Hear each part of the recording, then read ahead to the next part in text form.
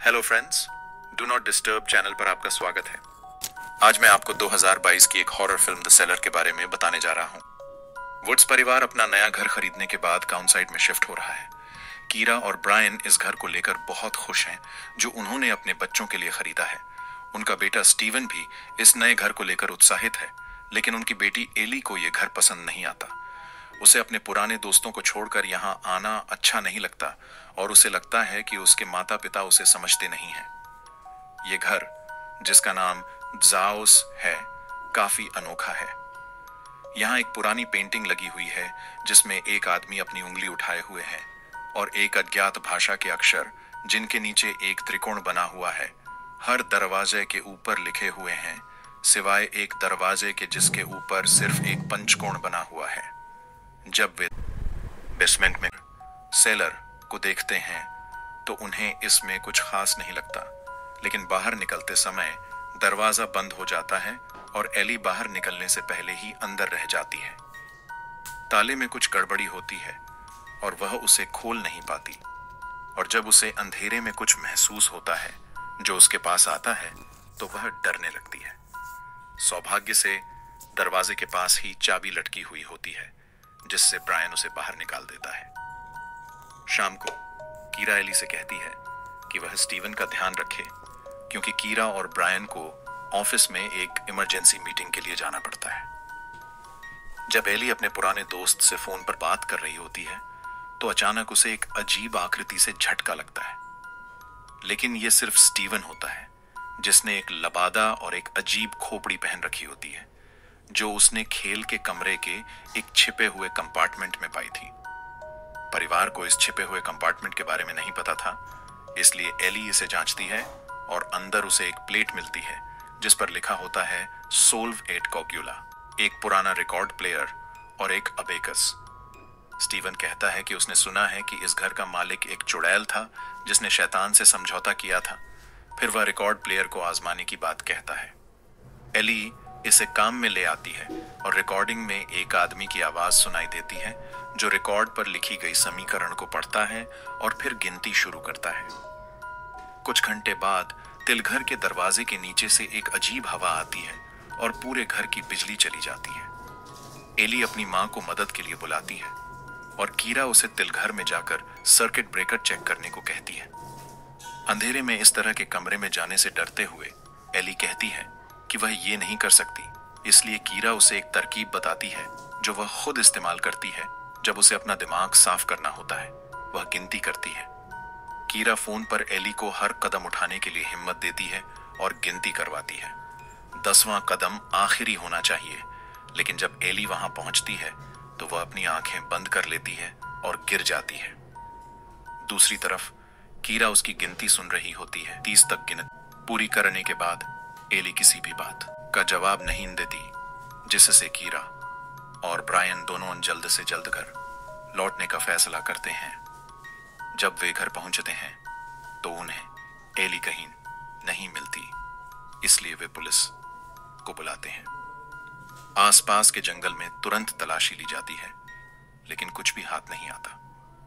चूंकि कोई अपराध होने के सबूत नहीं मिलते और पहले भी एली घर से भाग चुकी है, इसलिए पुलिस वाले माता पिता से कहते हैं कि वे खबर का इंतजार करें, क्योंकि संभवतः एली अपने किसी दोस्त के घर होगी। सुबह के समय परिवार पड़ोसियों से मदद मांगता है और वे फिर से जंगल में खोजबीन करते हैं, लेकिन नतीजा वही रहता है। ब्रायन को लगता है कि एली उनसे नाराज थी, इसलिए उसका भागना स्वाभाविक है, लेकिन कीरा को ऐसा नहीं लगता। उसे यकीन है कि एली के साथ कुछ बुरा हुआ है, खासकर उसकी गिनती करते समय आवाज की अजीबियत को देखकर। अगले दिन कीरा लापता व्यक्ति के पोस्टर लगाना शुरू करती है और स्टीवन को स्कूल से लेने का समय भूल जाती है, जब तक कि टीचर उसे कॉल नहीं करती। जब उसका बेटा उसके पास होता है तो कीरा पुलिस स्टेशन जाती है यह जानने के लिए कि क्या कोई खबर है, लेकिन जासूस के पास बताने के लिए ज्यादा कुछ नहीं होता। उन्होंने बस और ट्रेन स्टेशनों के सीसीटीवी कैमरे चेक किए, एली के दोस्तों से भी बात की, लेकिन कोई सुराग नहीं मिलता, खासकर क्योंकि उनका फोन भी नहीं मिला है। जासूस केवल यही बता पाता है कि एली को सोशल मीडिया पर काफी समय से परेशान किया जा रहा था यह सुनकर कीरा खुद को दोषी मानती है कि उसे इस बारे में कुछ भी पता नहीं था। फिर वह पुलिस से तिलघर की फोरेंसिक जांच की मांग करती है, क्योंकि उसे यकीन है कि उसकी बेटी भागी नहीं है। एक बार फिर जासूस को याद दिलाना पड़ता है कि यह कोई अपराध का मामला नहीं है, इसलिए वह और अधिक कुछ नहीं कर सकता। घर लौटने पर कीरा देखती है कि सॉल्व एट कोएगुला का वाक्य दरवाजे के ऊपर लिखा हुआ है, इसलिए वह इसे इंटरनेट पर सर्च करती है, जबकि स्टीवन अपनी गेंद तिलघर के दरवाजे पर मार रहा होता है। सर्च रिजल्ट्स से पता चलता है कि यह वाक्य पुराने एल्केमी रसायन शास्त्र से जुड़ा है और इसका मतलब है घुलाना और जमाना। इससे जुड़ी तस्वीरों में एक 5 बिंदु वाला सितारा और एक अजीब सांप की तस्वीर दिखाई देती है।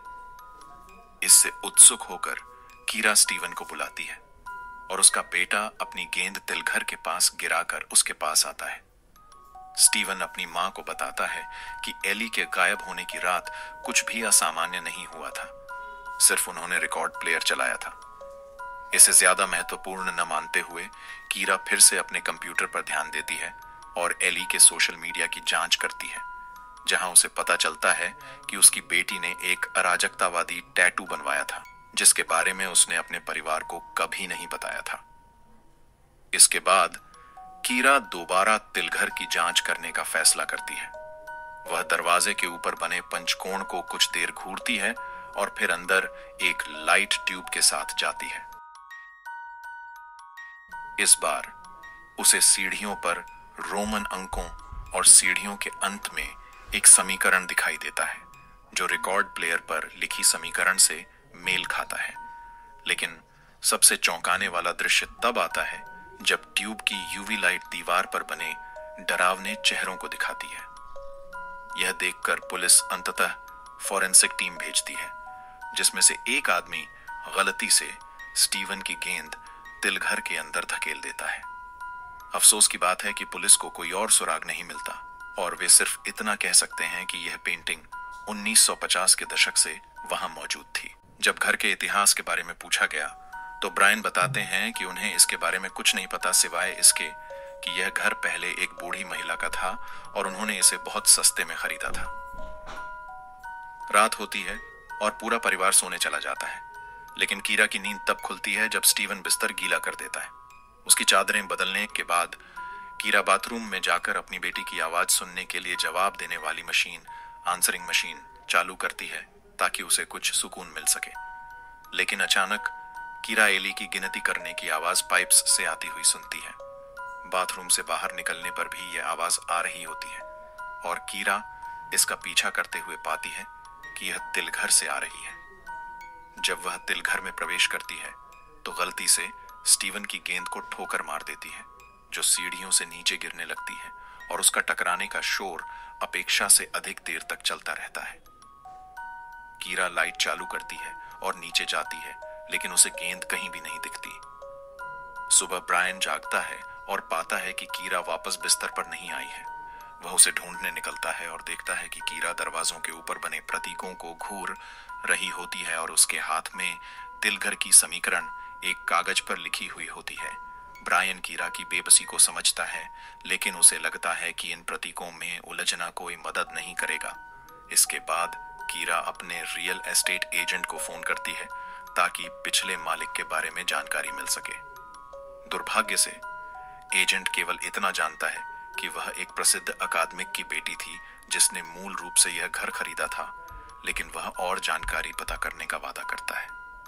कुछ न कुछ करने की चाहत में कीरा दरवाजों के ऊपर बने प्रतीकों की तस्वीरें लेना शुरू करती है और फिर काम पर चली जाती है। वह अपने सचिव को तस्वीरें भेजती है और उनसे इनका मतलब जानने के लिए कहती है, जबकि वह खुद एक मीटिंग में जाती है। लेकिन चिंता के कारण वह ध्यान नहीं लगा पाती और जल्दी ही मीटिंग से बाहर निकल जाती है।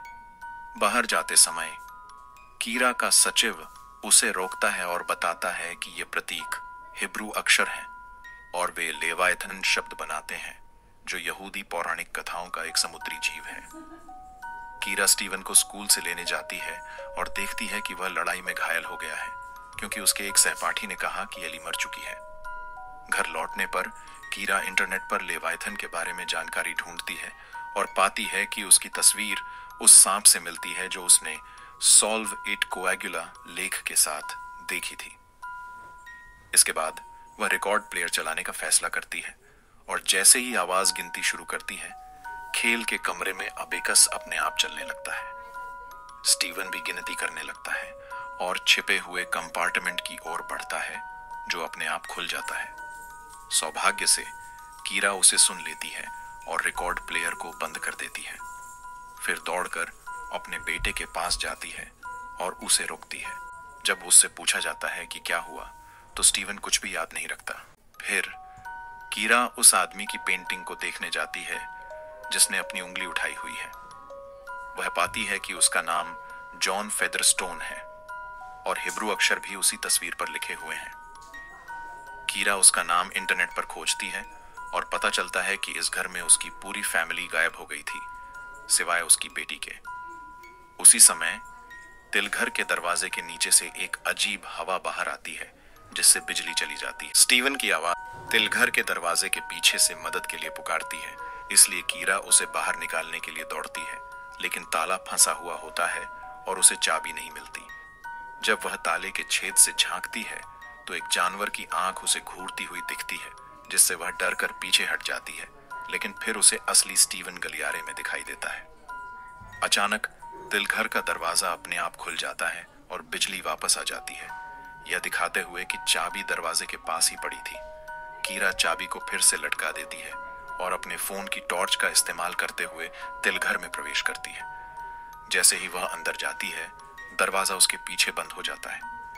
वह स्टीवन से मदद मांगती है, लेकिन स्टीवन की ऊंचाई कम होने के कारण वह चाबी तक नहीं पहुंच पाता, इसलिए उसे कुर्सी लानी पड़ती। इंतजार करते हुए कीरा फिर से तिलघर में देखने की कोशिश करती है और गलती से उसका फोन गिर जाता है, जिससे नीचे से कोई भारी सांसें लेने लगता है और उसके पास आता है। यह भयंकर जीव सीढ़ियों पर चढ़ने लगता है और कीरा को बाहर निकलने की जल्दी हो जाती है। सौभाग्य से ब्रायन समय पर आकर उसे बाहर निकालता है। बाद में कीरा ब्रायन को बताती है कि उसने नीचे किसी की उपस्थिति महसूस की और उसका फोन गायब हो गया है।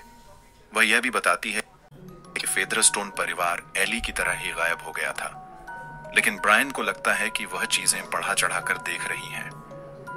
उसे शांत करने के लिए ब्रायन तिलघर में जाकर उसका फोन ढूंढता है, लेकिन उसे केवल बालों का एक गोला मिलता है। अगले दिन कीरा नेशनल कॉलेज ऑफ मैथमेटिक्स जाती है, जहां फेदरस्टोन विंग है, और डॉक्टर रेमी फोर्नेट से मिलती है, जो एक प्रतिभाशाली गणितज्ञ हैं। कीरा उन्हें तिलघर से मिले समीकरण का कागज देती है और जैसे ही वह इसे जोर से पढ़ते हैं, लाइट कुछ देर के लिए झपक जाती है। समीकरण को हल करते हुए फोर्नेट उसे फेदरस्टोन के बारे में अधिक जानकारी देते हैं। यह पहले उसका ऑफिस था और वह प्रसिद्ध वैज्ञानिक एर्विन श्रोडिंगर का सहयोगी था, जिसने उस बिल्ली को एक बॉक्स में रखा और कहा कि वह दोनों मरी हुई और जिंदा थी।